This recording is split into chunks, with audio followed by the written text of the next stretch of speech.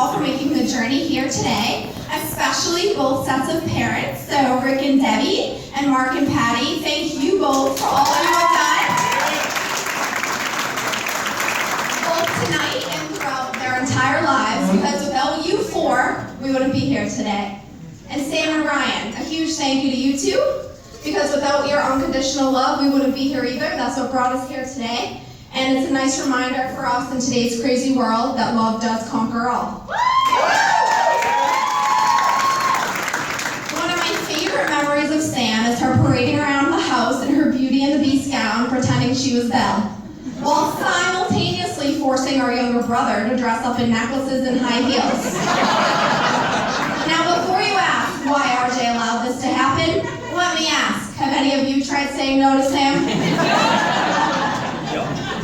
When we were young, we fought, we pulled each other's hair, and tattletaled so that the other person would be sent to bed early and miss Full House. I remember a particular incident where a beauty shop hairdryer impaled itself across the room and left a rather large egg on my forehead. Let's just say Sam didn't even make it through Wheel of Fortune that night. As we grew up, we laughed and had many inside jokes. One simple word or look can send us laughing until our sides hurt and annoying everybody around us. And while we may have said some of the meanest things to each other in our earlier days, we also grew to defend each other through thick and thin. While many here tonight may believe Sam had a lot to learn from her big sister, I want to let you all here know that I learned equally, if not more so, from her. You taught me how to be strong, how to hold my head up high, and how to fight for what I want in life. But most of all, you gave me courage.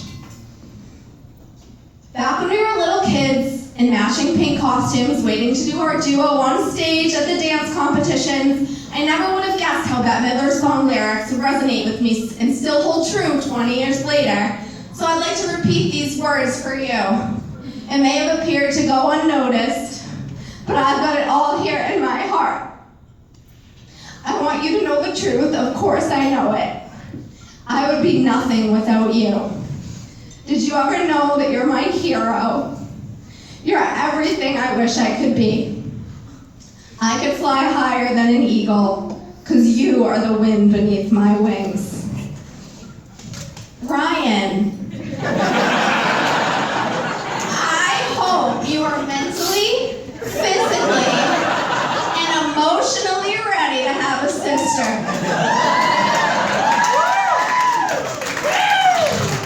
I still remember the first time we met Ryan. It was back at their Quinnipiac graduation. Shout out to all the QU.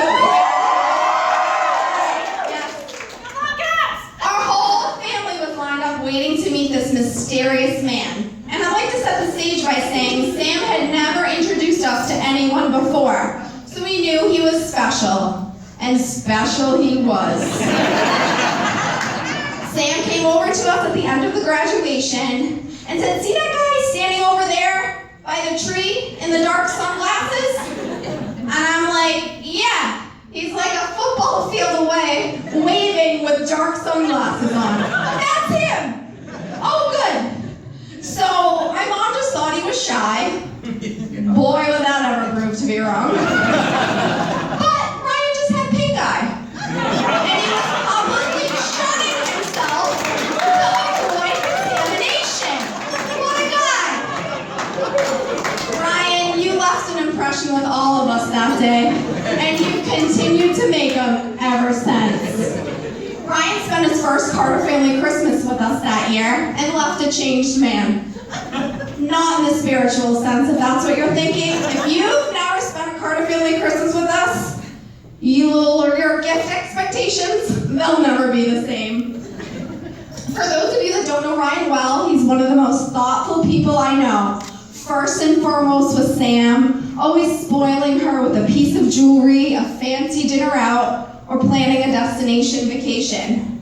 You cannot meet Ryan for the first time without leaving signed up for a term or whole life insurance policy.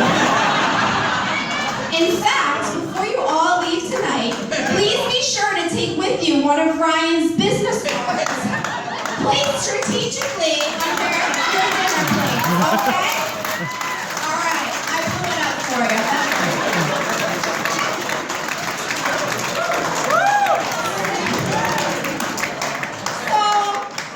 As I was thinking some more about what to say tonight, I thought about some words of advice I'd like to leave with you both as you navigate into this newly married life. Ryan, don't ever judge the choices that Sam makes, because you, my brother-in-law, were one of them. Also, Ryan, set the ground rules immediately and then do everything Sam says. If Sam ever asks you if she looks fat in something, I want you to remember this: there is no right answer.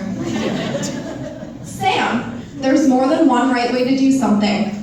I know, this one is tough to swallow because we Carter women are always right.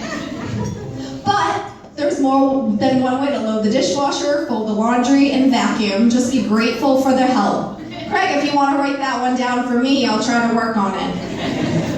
Learn to attack problems and not each other. There will always be problems and things that go wrong, and how you choose to handle them will define your marriage. Prioritize each other above all else. Remember that you're a team, and stand by each other, even when you're wrong, especially when you're wrong.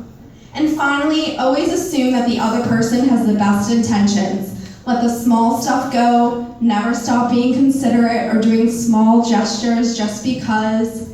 Never stop dating. So if everyone could raise their glasses while we toast to the bride and groom. Sam and Ryan, put your love and family first, your job and hobbies second, and always remember that a successful marriage requires falling in love many times, always with the same person. I wish you a memorable and safe honeymoon, many years of wedded bliss, and many babies.